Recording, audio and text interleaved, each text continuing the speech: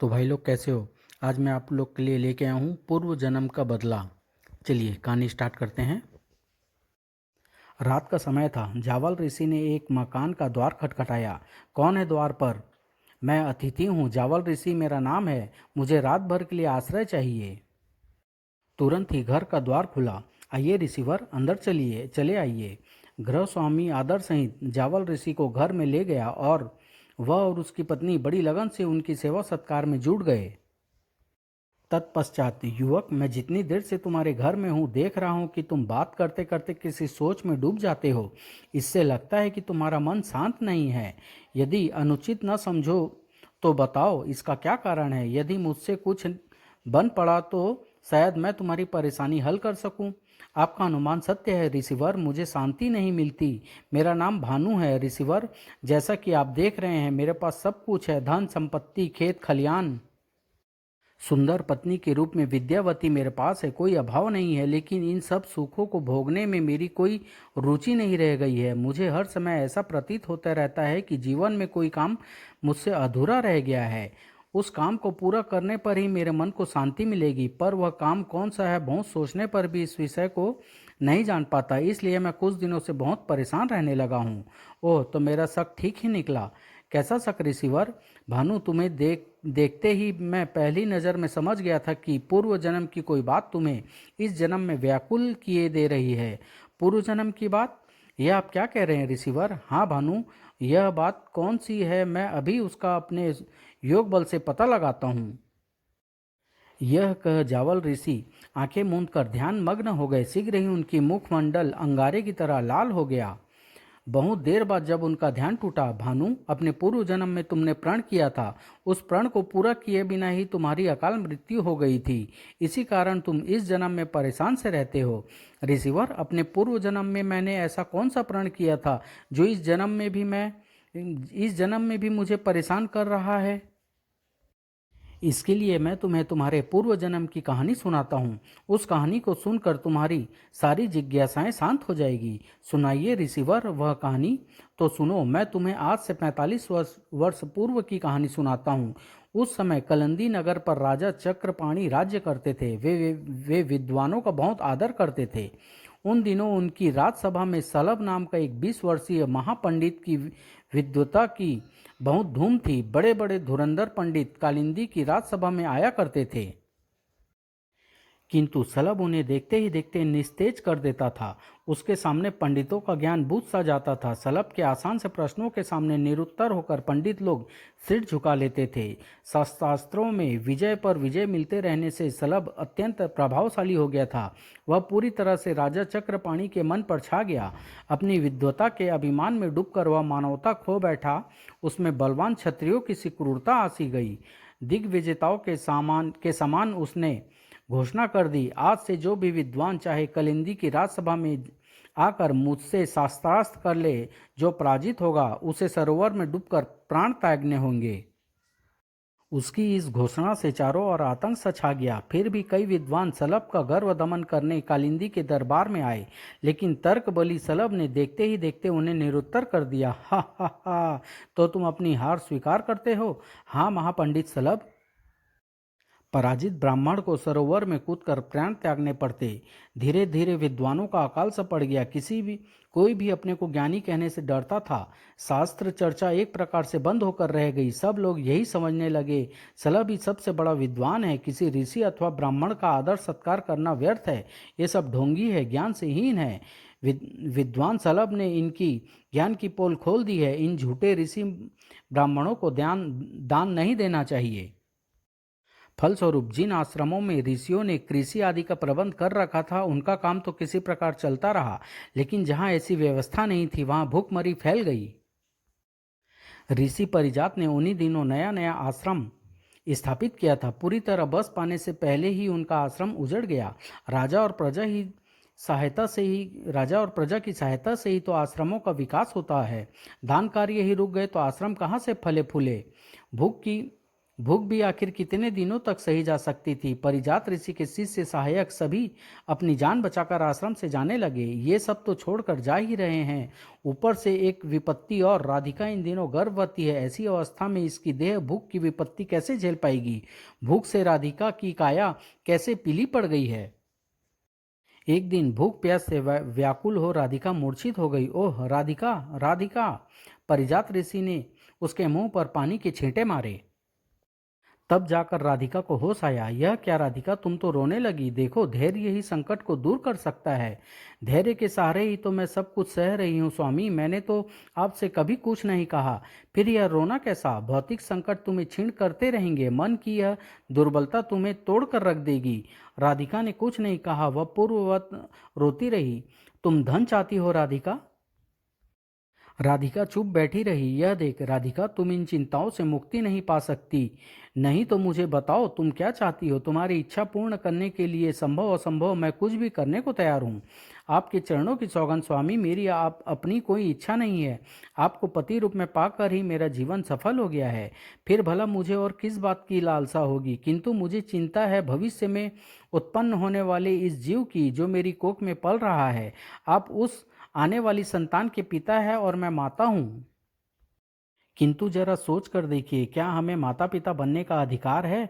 अपने शिशु को हम एक घूंट दूध तक तो नहीं दे सकेंगे। राधिका, हाँ स्वामी, हमें अपने निरीह शिशु को केवल धैर्य के बल पर तो जीवित नहीं रख सकेंगे। तब क्या हम धर्म के विपरीत नहीं हो पाएंगे। वह नन्हा सा बालक जब भूख तड़प तड़प कर मर जाएगा, तब क्या आप जैसे ब्रह्मर्षि पिता और मुझ जैसी माता को भी पतन नहीं हो जाएगा क्या। नहीं नहीं, मैं ऐसा नहीं होने दूंगा राधिका। स्वामी, मैं भी इस बात की कल्पना नहीं कर सकती। बस मेरी यही लालसा मेरी आंखों में पीड़ा बन आपको दिखाई देती होगी। उस रात अग्नि देवता आप साक्षी हैं, मैं जा रहा हूँ अब इस आश्रम में। तब ही वापस लौटूंगा जब दान में पाया हुआ बहुत सारा धन मेरे पास होगा। तभी मैं वापस लौटकर इसे अपना मुंह दिखाऊंगा। अग्नि के सम्मुख ही प्रण कर ऋषि परिजात ने उसी समय आश्रम त्याग दिया। सुबह होने पर, यह क्या स्वामी अपने स्थान पर नहीं है, उनके स्थान पर पत्र रखा हुआ है। राधिका, मैं जा रहा हूँ, तुम्हारे व तुम्हारे होने वाली संतान के हित के लिए। मैं शीघ्र ही बहुत सारा धन लेकर वापस लौटूंगा। तुम्हारा पति ऋषि परिजात। पत्र पढ़कर राधिका स्तब्ध रह गई। यह स्वामी ने क्या किया, मुझे इस अवस्था में अकेला छोड़ गए। वह मन ही मन स्वयं को धिक्कारने लगी। कल मैंने आवेश में स्वामी से बहुत कटु वचन कह डाले थे। वही कटु वचन स्वामी को विचलित कर गए। न मैं कल आवेश में आती, न स्वामी इस प्रकार आश्रम छोड़कर जाते। इधर जब भोर होने पर परिजात ऋषि एक वन से होकर गुजरे। दूर सामने से धूल उड़ रही है, लगता है कुछ घुड़सवार इधर ही आ रहे हैं। कुछ देर बाद ही जब घुड़सवार उनके समीप पहुंचे, अरे सेठ धनपाल, आप इस समय कहाँ से आ रहे हैं। धन की उगाही करने पास ही गांव गया था और अब कलिंदी वापस लौट रहा हूँ।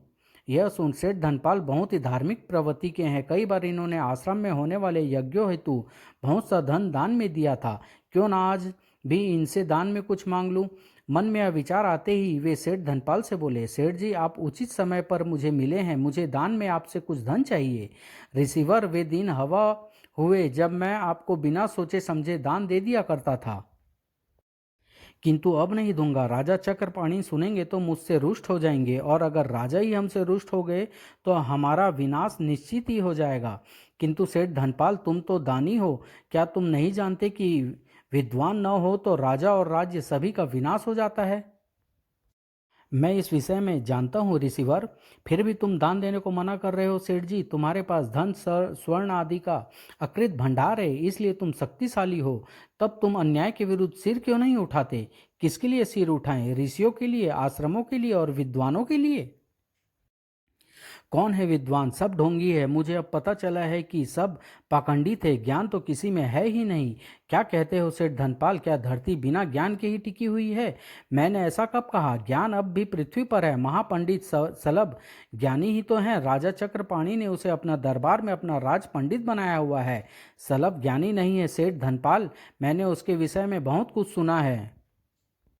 वास्तव में वह कृतज्ञपूर्ण चमत्कारों के बल पर सबको प्रभावित करके ज्ञानी मानवों की हत्या कर रहा है। तुम स्वयं सोच कर देखो सेठ धनपाल, क्या कभी कोई ज्ञानी इस निजता पर उतर सकता है कि वह अपने ज्ञान के बल पर मानवों को मौत के मुंह में धकेले? ज्ञान के नाम पर ध्रुत सुलभ हत्याएं कर रहा है। प्रजा और तुम्हारे जैसे समर्थ नागरिकों का धर्म है कि इस हत्यारों की क्रूरता को पहचाने, उसे ऐसा करने से रोके। वह क्रूर है, अधम है, दंभी है, पशु है। वह पंडित कैसे हो सकता है? मन ही मन पराजित और प्राण भय से त्रस्त सभी पंडित ऋषि अब ऐसा ही कहते हैं। तुम स्वयं को महाज्ञानी समझते हो, तुम ही क्यों नहीं शास्त्रार्थ करते? उसे हरा देते हो। या तो वहां जाकर अपने ज्ञान की मर्यादा स्थापित करो, या फिर और ऋषि ब्राह्मणों की भांति सरोवर में कूदकर मर जाओ। तू मेरा अपमान करता है सेठ, ब्रह्ममर्षि का अपमान करता है। सेठ धनपाल हंस पड़ा। ब्राह्मण, तू कहीं मुझे शाप देने की तो नहीं सोच रहा? सुन, तू ब्रह्ममर्षि नहीं है, तू भूख से व्याकुल एक साधारण मनुष्य से अधिक कुछ भी नहीं है। मैं तेरे सांप से नहीं डरता हूँ, फिर भी तू पेट की भूख की मार से बौखलाया हुआ है, इसलिए मैं तुझे इतनी अनुमति दे सकता हूँ कि तू प्रतिदिन मेरे घर आकर 2 मुट्ठी आटा ले जा सकता है। सेठ धनपाल, मैं भिखारी नहीं हूँ। तूने मेरे ज्ञान को चुनौती दी है, मैं उस चुनौती को स्वीकार करता हूँ। मैं अभी इसी समय कलिंदी के दरबार में जाकर उस महापंडित बने सलभ को हराता हूँ, तब तो तू मेरे ज्ञान की महत्ता को स्वीकार करेगा। ऋषि, तू जैसा सोच रहा है वैसा कदापि होगा नहीं। फिर भी दरबार में जाकर तू अपने झूठे ज्ञान की परीक्षा ले सकता है। यदि तू वहां ज्ञान की परीक्षा में उत्तीर्ण हो गया तो तेरी धन की समस्या भी हल हो जाएगी। सेठ धनपाल ऋषि से यह कह आगे बढ़ गया। अब मुझे भी राजा चक्रपाणी की दरबार की ओर चलना चाहिए। अपमानित से ऋषि परिजात वापस मुड़कर कलिंदी की ओर चल दिए। इधर आश्रम में राधिका प्रसव पीड़ा से बुरी तरह तड़प रही थी। आह, लगता है प्रसव काल पूरा हो गया है। इस नाजुक बेला में मेरे पास कोई नहीं है। काश मेरे माता पिता ही इस समय मेरे पास होते। भगवान ने उसकी पुकार सुन ली। उसके पिता ऋषि राजहंस व उसकी माता अहिल्या उसका हाल चाल पूछने अचानक ही वहां आ पहुंचे। उन्हें देखते ही, माँ, पिताजी, यह क्या राधिका, आश्रम सूना क्यों पड़ा हुआ है? दामाद परिजात कहाँ है? पिताजी, वे आश्रम और मुझे छोड़कर चले गए हैं। क्या? तब राधिका ने उन्हें सारी बात बताई। राधिका, तू फिक्र न कर, सब समय का फेर है। एक न एक दिन दामाद परिजात तेरे पास वापस लौटेंगे। तब तक हम दोनों तेरी देखभाल करेंगे। उसी दिन राधिका ने एक पुत्र को जन्म दिया। राधिका, चांद से बेटे को जन्म दिया है तूने। काश खुशी के इस अवसर पर ऋषि परिजात भी यहाँ होते तो बेटे का मुख देखकर वे खुशी से फूले न समाते। तभी राजहंस ऋषि ने कुटिया में प्रवेश किया। बेटी, तू अभी सतप्रसूता है, इसलिए अभी तेरा सफर करना ठीक नहीं है। सफर? लेकिन मैं जा कहाँ रही हूँ? हमारे साथ हम तुम्हें अकेली इस आश्रम पे नहीं रहने देंगे। लेकिन पिताजी, वे जब लौट कर यहाँ वापस आएंगे तो मुझे यहाँ ना पाकर वे क्या सोचेंगे? बेटी, जब दामाद लौट कर यहाँ आएंगे तो तुझे यहाँ ना पाकर वे समझ जाएंगे कि तू हमारे पास चली गई है। तब वे हमारे आश्रम में आकर तुझे ले जाएंगे। लेकिन पिताजी। लेकिन वेकिन कुछ नहीं बेटी, यहाँ तेरे खाने पीने का भी तो कोई प्रबंध नहीं है। वहाँ हमारे आश्रम में तो खेती का कार्य होता है। यहाँ रहकर तू आराम से अपना और अपने बच्चे का पालन पोषण कर सकती है। तुझे हमारे साथ चलना ही होगा। ठीक है पिताजी, जैसा आप चाहेंगे मैं वैसा ही करूँगी। हम आज से 15 दिन पश्चात यहाँ से प्रस्थान कर देंगे बेटी। अच्छा पिताजी। इधर परिजात ऋषि दरबार में पहुंचकर राजा चक्रपाणी से बोले, महाराज, मैं आपके राजपंडित सलभ से शास्त्रार्थ करने आया हूँ। तुम हमारे राजपंडित से शास्त्रार्थ करोगे? हाँ महाराज, मैं इसे शास्त्रार्थ के लिए ललकारता हूँ। ओह, लगता है आज तुम्हारे भी जीवन के दिन पूरे हो गए हैं ब्राह्मण। महाराज, यह तो आने वाला समय ही बताएगा कि किसके जीवन के दिन पूर्ण हुए हैं। इधर परिजात ऋषि को ध्यानपूर्वक देखने के पश्चात सलभ सोच में पड़ गया। यह ब्रह्ममर्षि अत्यंत ज्ञानी प्रतीत हो रहा है। तेज इसके मस्तक पर विराजमान है। मैं इसकी तेजस्वी नजरों का सामना न कर पाऊंगा और आज इससे न चाहते हुए भी शास्त्रार्थ में हार जाऊंगा। मुझे ऐसा कोई उपाय करना चाहिए जिससे कि औरों की भांति इस ऋषि को भी अपनी चालाकी से हरा सकूं। सोचने पर आखिर उसे एक उपाय सूझ गया। हाँ, इस उपाय को करने से मैं इस ब्राह्मण की तेजस्वी नजरों से बच सकता हूँ। उसने राजा चक्रपाणी से कहा, राजन, मैं इस जैसे मूर्ख ब्राह्मणों की शास्त्रार्थ में हराते हराते इतना ऊब गया हूँ कि इस जैसे पाखंडी को मुंह नहीं देखना चाहता। बेशक यह मूर्ख ब्राह्मण मुझसे शास्त्रार्थ कर सकता है, पर मैं इसकी ओर पीट करके खड़ा हूँगा, तभी इससे शास्त्रार्थ करूँगा। ठीक है, हमें स्वीकार है। तब अपने स्थान से उठ सलभ ऋषि परिजात की ओर पीट करके खड़ा हो गया। तत्पश्चात ब्राह्मण, बता, सोते समय कौन नेत्र नहीं मूंदता है? ऋषि परिजात ने सलभ के इस प्रश्न का उत्तर देना चाहा, पर उसके मुंह से बोल न फूटे। यह क्या, मैं चाहकर और जानते हुए भी सलभ के प्रश्न का उत्तर क्यों नहीं दे पा रहा हूँ? ऋषि परिजात का चुपचाप खड़ा देख ब्राह्मण, तू मेरे पहले प्रश्न का उत्तर तो दे नहीं पाया, फिर भी मैं तुझे 3 प्रश्न और पूछता हूँ। यदि तू उसके भी उत्तर ना बता सका तो तुझे शर्त के मुताबिक सरोवर में कूदकर प्राण त्यागने होंगे। बता, जन्म लेने के बाद किसमें गति नहीं होती है, किसका हृदय नहीं होता है, और कौन वेग से बढ़ता है? ऋषि परिजात ने पुनः सलभ के इन प्रश्नों का उत्तर देना चाहा, पर सफल न हो सके। ओह, मैं इन प्रश्नों का उत्तर जानता हूँ, फिर भी जड़ के समान क्यों खड़ा हुआ हूँ? कुछ समझ में नहीं आ रहा है। ऋषि परिजात को चुपचाप खड़ा देख सलभ मुड़ा। ब्राह्मण, तू हार चुका है, इसलिए तुझे इसी समय सरोवर में कूदकर जान देनी होगी। मैं अपनी हार स्वीकार करता हूँ। अपने मुख से बोल फूटते देख ऋषि परिजात दंग रह गए। यह क्या, मेरे मुख से बोल फूट पड़े, लेकिन सलभ के प्रश्नों का उत्तर देते समय मेरे होठ क्यों सील गए थे? लगता है यह ध्रुत सलभ शास्त्रार्थ के समय किसी सम्मोहन से अपने सामने खड़े व्यक्ति को सम्मोहित कर देता है। उन्हें इस अवस्था में खड़े देख ब्राह्मण, पूर्व घोषणा के अनुसार तुम्हें सरोवर में कूदकर जान तो देनी ही होगी, पर मरने से पूर्व यदि तुम्हारी कोई इच्छा हो तो बता दो, तुम्हारी वह अंतिम इच्छा अवश्य पूर्ण की जाएगी। राज्य, मैं मृत्यु से पूर्व अपनी पत्नी राधिका के नाम एक पत्र लिखना चाहता हूँ। राज्य के समीप ही दक्षिण दिशा वाले वन में एक आश्रम में मेरी पत्नी रहती है। मेरे मरने के पश्चात आप वह पत्र उस तक पहुँचा देना, यही मेरी अंतिम इच्छा है। ठीक है, तुम्हारी यह इच्छा अवश्य पूर्ण की जाएगी। तब ऋषि परिजात ने राधिका के नाम एक पत्र लिखा। तत्पश्चात उसे राजा चक्रपाणि को देते हुए बोले, चलिए राजन, अब मैं सरोवर में कूदने को तैयार हूँ। तब राजा चक्रपाणि सलभ ऋषि परिजात व अन्य लोगों के साथ सरोवर के तट पर पहुंचे। ब्राह्मण, इसी सरोवर में तुम्हें छलांग लगाकर प्राण त्यागने हैं।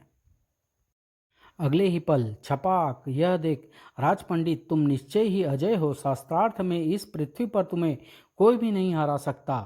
महल में लौटकर राजा चक्रपाणि ने ऋषि परिजात का लिखा पत्र सेवक को देते हुए कहा, इस पत्र को दक्षिण दिशा में स्थित वन में आश्रम में रहने वाली परिजात ऋषि की पत्नी राधिका को दे आओ।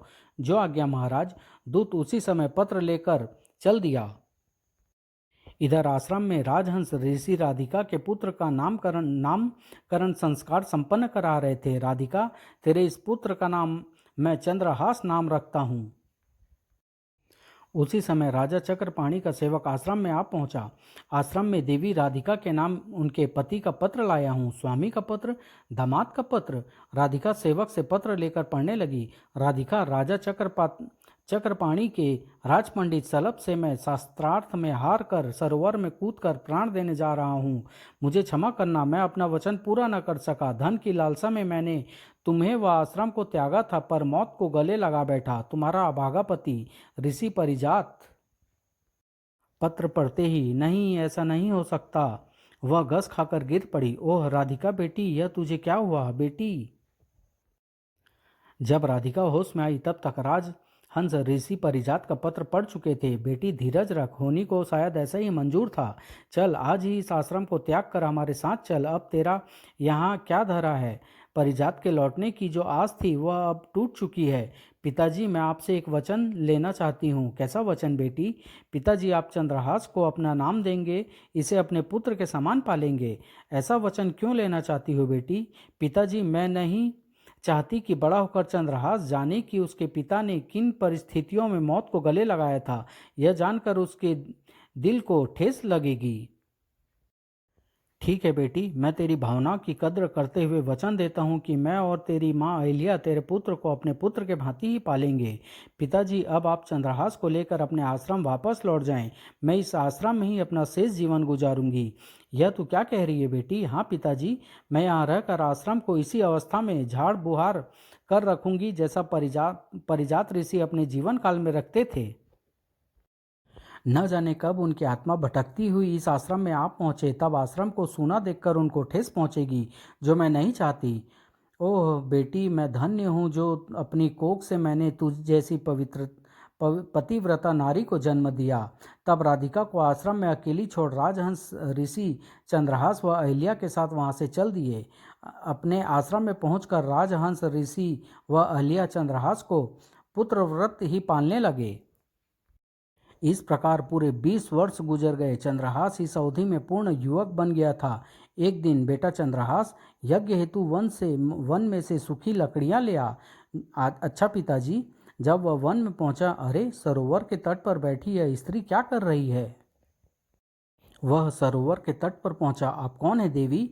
मैं आयु की देवी हूँ। आज मन होने पर पृथ्वी पर भ्रमण करने चली आई। थक कर थोड़ा सा विश्राम करने के लिए बैठ गई थी। आप आयु की देवी हैं? हाँ युवक, मैं ही पृथ्वी के वासियों की आयु सीमा निर्धारित करती हूँ। तब तो आप बताइए कि मेरी उम्र कितनी है देवी? तुम पूरे 150 वर्षों की आयु भोग कर इस शरीर का त्याग करोगे। मेरे माता पिता के विषय में भी बताइए देवी, उनकी आयु कितनी है? माता की आयु तो 100 वर्ष है, लेकिन तुम अपने पिता के विषय में क्यों पूछ रहे हो? वो तो तुम्हारे जन्म से पूर्व ही मर चुके हैं।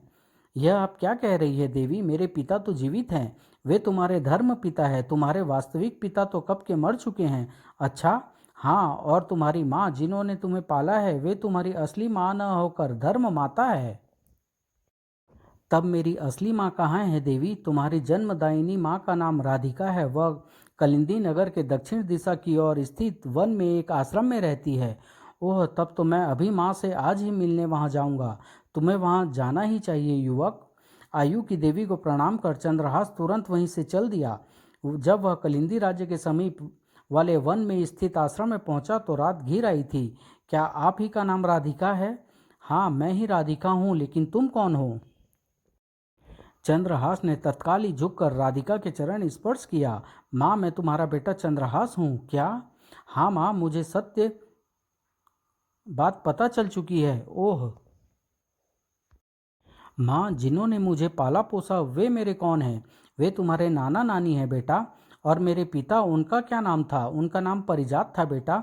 उनकी मृत्यु कैसे हुई माँ? आखिर वह घड़ी आ आ पहुंची जिस घड़ी की कल्पना कर मैंने बरसों पूर्व अपने माता पिता को सौंप दिया था। अब वह घड़ी आ ही पहुंची है। तो सुनो, तेरे पिता ज्ञानी ऋषि थे।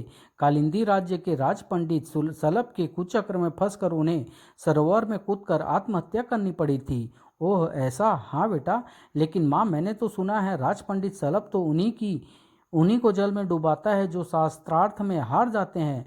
महाज्ञानी होते हुए भी मेरे पिता हार कैसे गए? बेटा, यही सत्य है। वह विवश थे। विवश? महाज्ञानी को कौन विवश कर सकता है माँ? उन्हें विवश करने वाला तू था बेटा। माँ, मुझ अधम पुत्र ने ही किया पिता को। राधिका रोने लगी। मैं नहीं जानती क्या कहूँ, कुछ समझ में नहीं आता। पर वह उस पशु सलभ के पास गए थे तो सिर्फ तेरे लिए, और पराजित भी तेरे कारण ही हुए। मेरे लिए? मेरे कारण माँ? हाँ बेटा, तब तू गर्भ में था। उस समय हम दरिद्र थे। हमें एक चिंता खाए जा रही थी कि तेरा जन्म होने पर हम तेरा पालन पोषण कैसे करेंगे। ओह, फिर इसी चिंता में व्यग्र होकर एक दिन तेरे पिता इस आश्रम से चले गए। दिन होकर ही वह सलभ के पास गए होंगे और उस मन स्थिति में उनको सलभ ने सहज ही पराजित कर दिया होगा। ओह बेटा, अपने आतंक में फंसाकर सलभ न जाने कितने विद्वानों को बेतुके प्रश्नों के जाल में उलझा चुका है। न जाने कितनी हत्याएं वह कर चुका है। वह हिंसक पशु समान है बेटा। चंद्रहास की आंखें सहसा क्रोध से जल उठी। माँ, मैं तुझे साक्षी बनाकर प्रतिज्ञा करता हूँ कि जब तक अपने पिता के हत्यारों को दंड नहीं दे दूंगा, तब तक इस आश्रम में वापस नहीं लौटूंगा। यह कह चंद्रहास उठा और आश्रम से निकल गया। ऐसी एक प्रतिज्ञा करके स्वामी भी मुझे छोड़कर गए थे, फिर वापस नहीं लौटे। आज उनका पुत्र भी मुझे छोड़ गया। हे भगवान, न जाने क्या होने वाला है। रात्रि का अंधकार चारों ओर फैल चुका था। ऐसे में चंद्रहास बढ़ा चला जा रहा था। अंधेरे में उसे राह में आई गहरी खाई दिखाई न दी। उसका पैर फिसला और ओह, मर गया। धड़ाम। भानु, अपने पिछले जन्म में तुम ही चंद्रहास थे क्या? हाँ भानु, अपने पूर्व जन्म में तुम गहरी खाई में गिरकर मर गए थे। तुम अपनी माँ राधिका को दिया वचन पूरा न कर सके थे, इसलिए इस जन्म में तुम्हें वह वचन पूरा करना होगा। इस जन्म में भानु, उस समय कलिंदी राज्य के राजा नीलमणि हैं। इस समय कलिंदी राज्य के राजा नीलमणि हैं, लेकिन उनका राज पंडित सलभ ही है। दरअसल सलभ के गले में एक जादुई माला है। उस माला के कारण उसके सामने शास्त्रार्थ करने के उद्देश्य से खड़ा व्यक्ति सम्मोहित हो जाता है, उसकी वाणी खो जाती है। उस अवस्था में वह चाहकर भी सलभ के प्रश्नों का उत्तर नहीं दे पाता है और सरोवर में कूदकर अपनी जान दे देता है। ओह, तब मैं सलभ के प्रश्नों का उत्तर कैसे दे पाऊंगा ऋषिवर? भानु, मैं तुम्हें एक अभिमंत्रित किस्म की चादर देता हूँ। उसे ओढ़कर तुम सलभ के सामने जाओ। चादर के कारण सलभ के गले में पड़ी माला का प्रभाव तुम पर नहीं होगा। इसके साथ ही चादर ओढ़े रहने के कारण तुम सलभ के प्रश्नों का उत्तर बड़ी ही सहजता से दे पाओगे। ओह, तब तो मैं सलभ से शास्त्रार्थ करने कलिंदी राज्य अवश्य जाऊंगा। भानु, वन के आश्रम में वृद्धा राधिका आज भी अपने पुत्र चंद्रहास के लौटने का प्रतीक्षा कर रही है। सलभ को हराकर तुम उसके पास भी अवश्य जाना। जो आज्ञा ऋषिवर। तब जावल ऋषि ने भानु को अभिमंत्रित की हुई चादर दी। कुछ दिन बाद ही भानु उस चादर को ओढ़े कलिंदी राज्य के दरबार में खड़ा सलभ से कह रहा था, राज पंडित सलभ, आज से 40 वर्ष पूर्व तूने मेरे पिता परिजात ऋषि से जो प्रश्न पूछे थे, आज मैं तुझे उनका उत्तर देने आया हूँ। सुन। मछली सोते समय आंखें नहीं मूंदती है, अंडे में उत्पन्न होने पर भी गति नहीं होती, पत्थर के हृदय नहीं होता है और नदी वेग से बढ़ती है। ठीक है, मेरे इन प्रश्नों का उत्तर तो तूने ठीक ठीक दे दिया है। अब सुन, अब तेरा मेरा शास्त्रार्थ संख्या के हिसाब से होगा। यदि संख्याओं में तू मुझसे बढ़कर जवाब देता रहा तो तू जीतेगा, यदि न दे सका तो तू हारेगा। ठीक है, मुझे स्वीकार है। सुन, अग्नि एक है, सूर्य एक है, देवराज इंद्र एकमात्र बलि है तथा पितरों का स्वामी यमराज भी एक है। भानु ने तत्काल ही उत्तर दिया, मित्रों की भांति साथ साथ विचरण करने वाले इंद्र और अग्नि दो देवता हैं। अश्विनी कुमारों की संख्या भी दो है। रथ के पहिए भी दो ही होते हैं तथा ब्रह्मा ने सृष्टि के मूल भी दो ही बनाए हैं, पति और पत्नी। सलभ जिस संख्या को लेकर अपने ज्ञान की स्थापना करना चाहता, भानु उससे अगली संख्या लेकर उससे अधिक प्रमाणों सहित उत्तर देता। यह देख लगता है इस युवक के सामने मेरी चतुराई नहीं चलेगी। शीघ्र ही ऐसी स्थिति आई कि भानु के सामने महापंडित सलभ की सारी चले चुक गई। युवक, मैं अपनी हार स्वीकार करता हूँ। यह सुन राजन, यह दंभी सलभ मुझसे शास्त्रार्थ में पराजित हो गया है, अतः इसने जो घोषणा कर रखी है उसके अनुसार ही इसको सरोवर में डूब मरने की आज्ञा दी जाए। अवश्य ऐसा ही होना चाहिए। सलभ अपने फैलाए जाल में स्वयं फंस चुका था, अतः उसे भी सरोवर में कूदना पड़ा। सलभ की मृत्यु के पश्चात भानु वन में राधिका के पास गया। माँ, मैं अपने प्रण पूरा कर लिया है, अब मैं तुझे लेने आया हूँ। तू मुझे लेने आया है, लेकिन तू है कौन? मुझे तो अपने बेटे चंद्रहास की प्रतीक्षा है। मैं सलभ से बदला ले आया हूँ, पर चंद्रहास के रूप में नहीं बल्कि भानु के रूप में। तब भानु ने विस्तार पूर्वक सारी बात राधिका को बताई। सारी बात जान, ओह, तूने तो बड़ी विचित्र परिस्थिति में सलभ से बदला लिया है बेटा। माँ, बेशक तुमने चंद्रहास के रूप में मुझे अपनी कोख से जन्म दिया था, पर मैं इस जन्म में भी तुम्हें अपनी माँ मानता हूँ। अब तुम्हें मेरे साथ चलकर रहना होगा, यही मेरी प्रार्थना है। ठीक है बेटा, मैं भी अकेली वन में रहते रहते ऊब गई हूँ। भानु राधिका को अपने घर ले आया। अब वह और विद्या मिलकर राधिका की खूब सेवा सत्कार करते थे। समाप्त।